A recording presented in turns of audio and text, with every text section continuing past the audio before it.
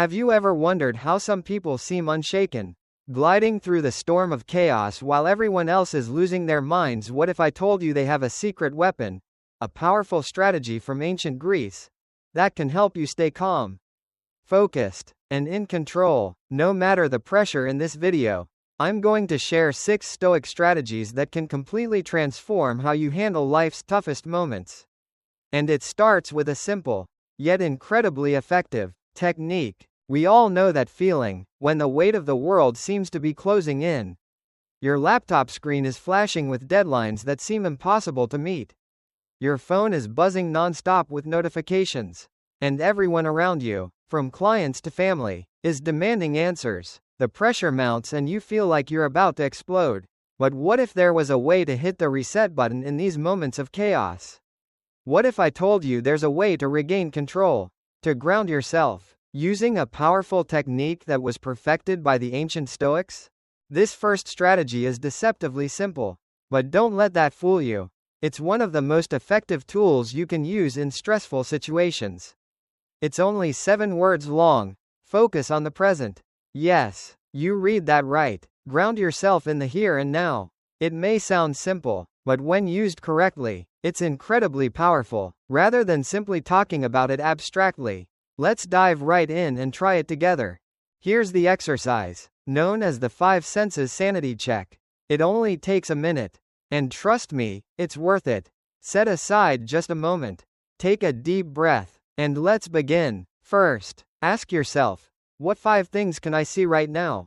Really look at them. Notice the texture, the color, the light. Take it all in. Next, what 4 things can I touch? Reach out with your hand and connect with your surroundings.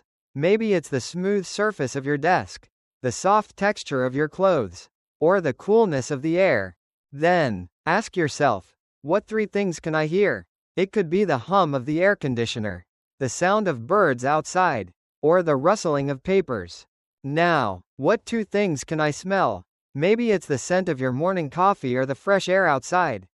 And finally, what is 1 thing I can taste? Maybe a sip of water or the lingering taste of a meal. Take a deep breath, pause if you need to, and go through these steps. After you finish, ask yourself, how do I feel now? Most people, after completing this exercise, report feeling much calmer and more grounded, and that's a significant improvement from where you were just a minute ago. The 5 senses sanity check pulls you directly into the present moment, halting that mental spiral and giving your nervous system a much-needed break. It's an incredible tool to help you regain control and bring you back to your center, no matter how chaotic things feel. But what if you don't have a minute? What if you're in the middle of a conversation, and someone at work or a partner confronts you, accusing you of making a mistake? The first instinct might be to get defensive or angry. But here's the key, the way you respond is entirely up to you. Now, let's move on and discover what happens next when you choose to take control of your response. Ready? Let's continue. Picking up where we left off, we learned how grounding ourselves in the present can stop that mental spin. Now, let's explore how to build on that calm and turn it into an active choice for how we respond to life's daily chaos. But first, before you can decide what the right response is, you need space to think. That brings us to our second technique, a simple but incredibly effective tool, the 5-second rule. You might think it sounds too good to be true, but let me assure you, the key to unlocking Stoic serenity may be just 5 seconds away. If that seems hard to believe, then it's time to question your assumptions. The real problem we face isn't the chaos itself, it's our reaction to it. Picture this scenario. An email just landed in your inbox from someone close to you.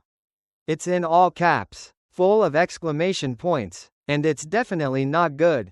Immediately, your blood pressure spikes, your fingers twitch, ready to fire back a scathing reply. That's your reactive brain taking over, triggered by that primal fight or flight response that's hardwired to protect you from danger.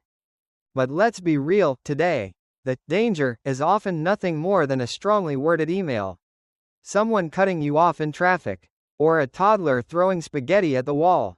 None of these things are life-threatening, yet our bodies react as if they are. We don't need to respond as if our lives are in immediate danger. Do we? Epictetus, one of the greatest Stoics, put it perfectly. Between stimulus and response, there is a space. In that space is our power to choose our response.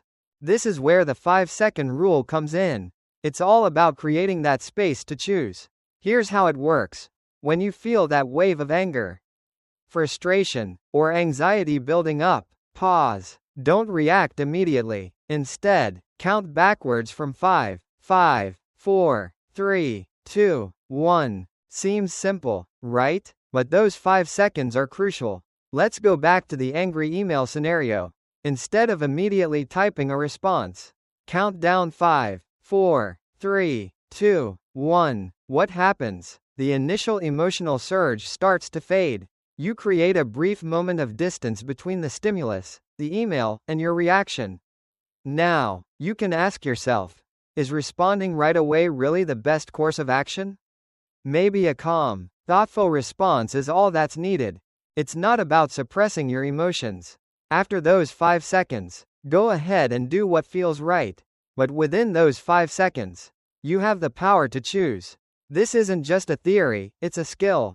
And like any skill, it takes practice. Here's your challenge for today.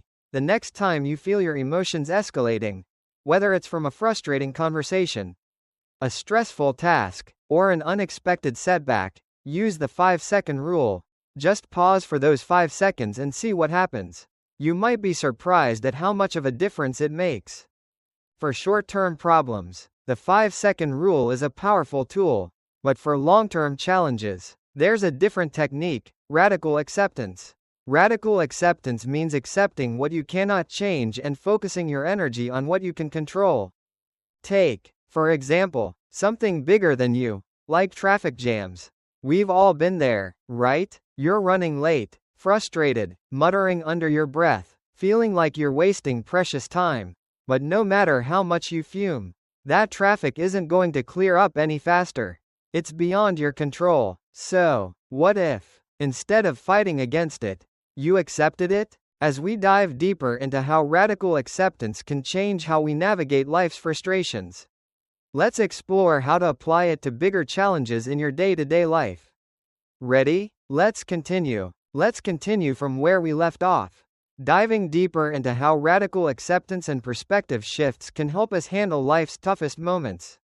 We've all been there, sitting in traffic, frustrated, yelling at the minivan in front of you that's going 20 miles per hour, feeling like the universe is just not listening. In those moments, we often feel powerless. But here's where radical acceptance comes into play. Now, don't get me wrong, it's not about toxic positivity or pretending everything is fine when it's clearly not. No, this is about something much more powerful: acknowledging what is, not what you wish it were. It starts with a simple truth: it is what it is. The traffic jam is happening. Your flight is delayed. Your presentation didn't go as planned. And you still have to give it. You can't avoid it. So, instead of raging against it, ask yourself, what now? The key here is understanding that accepting the situation doesn't mean you're helpless. In fact, acceptance frees up all the energy you were previously wasting on denial. Instead of trying to fight the inevitable, you shift your focus to what you can do. For example, you can't change the traffic, but you can call the person you're meeting or your office to let them know you'll be late. You can put on some music, listen to an audiobook, or even take a moment to reflect and calm your mind. This is where the choice matrix comes in. Imagine drawing a big box and dividing it into 3 sections. The first section is things I control. The second is things I can influence. And the third, the most draining section, is things I have no control over. Here's the reality. Most of the things we stress about are in that no control box. Other people's opinions, the weather, the past, they're not ours to change. And once we accept that, we free up all that mental energy to focus on what we can control. By doing this, we give ourselves the space to act in a meaningful way, rather than wasting energy on frustration. But even with radical acceptance, we all know that some situations can still feel overwhelming. That's where our fourth technique comes in: Stoic time travel. This technique helps you view current struggles through the lens of impermanence, helping you shift your perspective on challenging situations. Imagine this. You've just lost a client. Or maybe you've received a harsh comment from someone you respect. Or perhaps there's a bad review of something you've poured your heart into. In the heat of the moment, it feels like the world is ending. But here's the truth, it's not the end. This is where Stoic time travel comes in. It's about recognizing a fundamental truth: everything changes. The Greek philosopher Heraclitus famously said, "Panta rhei, everything flows." The bad times will pass. So how do we use this perspective? Close your eyes for a moment and imagine that client you lost. Now, fast forward 1 month. Are you still obsessing over it? Probably not. You've likely moved on, learned from the experience, or even gained a new client. Now, imagine it 1 year from now. Is it still keeping you up at night? Doubtful. And 5 years from now? It's likely a distant memory, a tiny blip in the grand scheme of your life. Now that we've gained some perspective, let's explore how to continue harnessing Stoic wisdom to tackle bigger challenges. Ready to dive in? Let's continue. Picking up from where we left off, let's dive into how we can truly take control of our emotions during tough times, and why the Stoic principle of non-attachment might just be the key to finding lasting peace. You're probably thinking, this situation feels different. This feels like it's going to leave a permanent scar. We've all been there, and we get it. It's tough. But here's something important to remember. It's far more likely that this is just a rough patch. Sure, it may feel like it's going to last forever. But trust me, it will fade. That's the truth of impermanence. Life is in constant flux.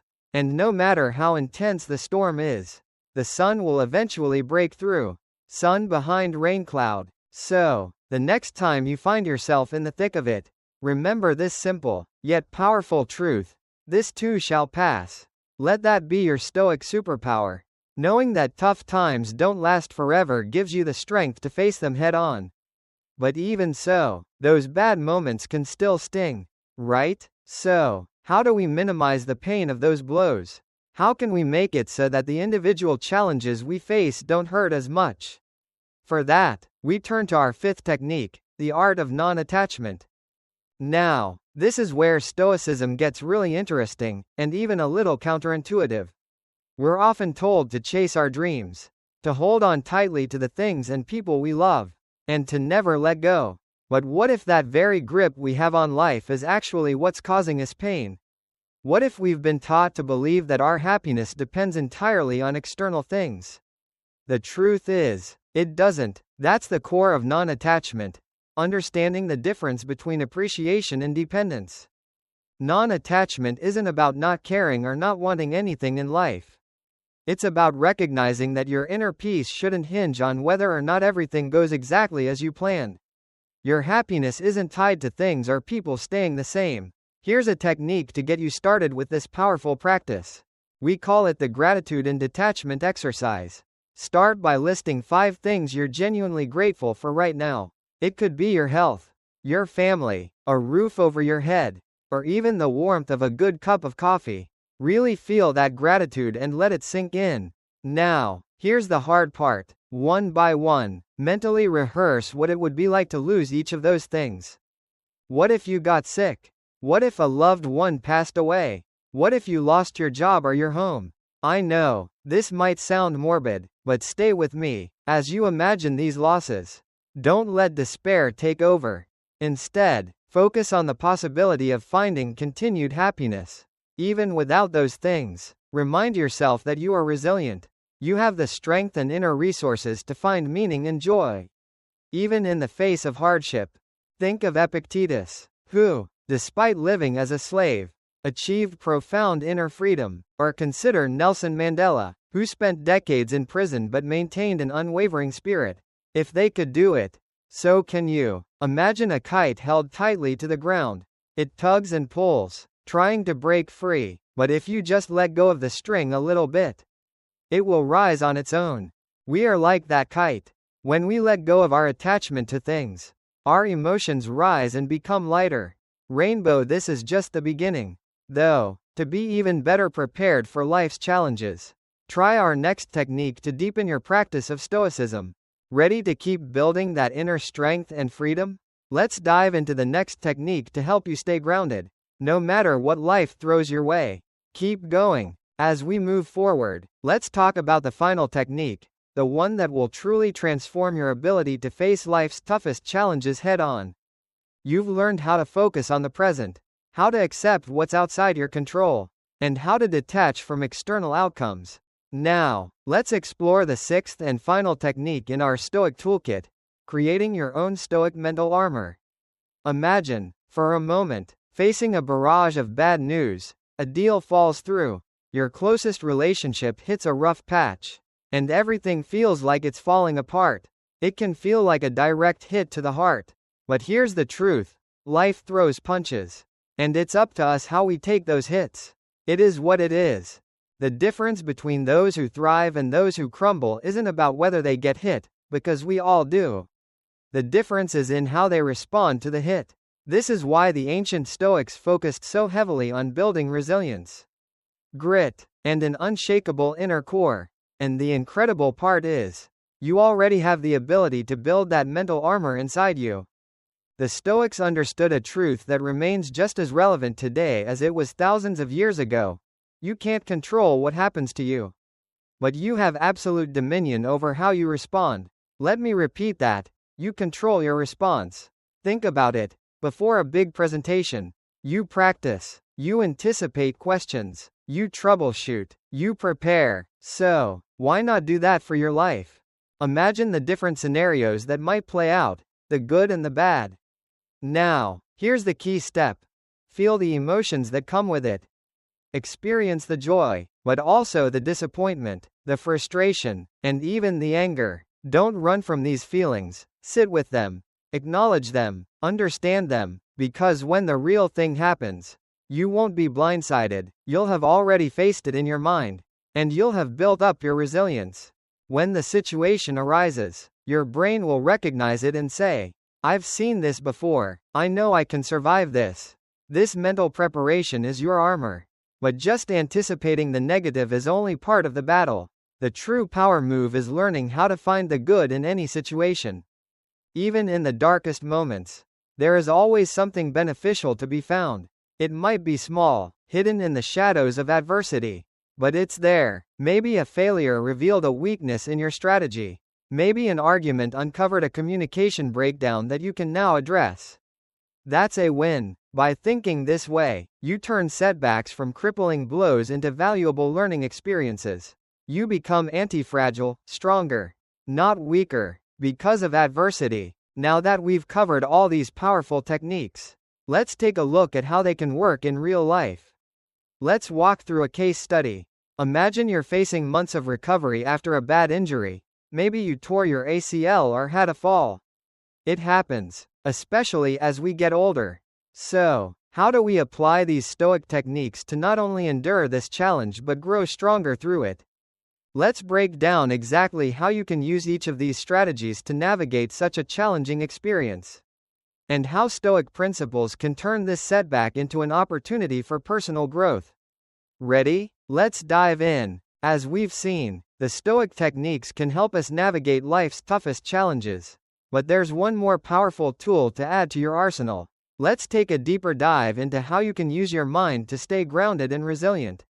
No matter what life throws at you, think about your body more often. In moments of frustration, especially when a simple task becomes difficult, take a moment to pause and ground yourself. Stop for a second, and use your senses to bring you back to the present.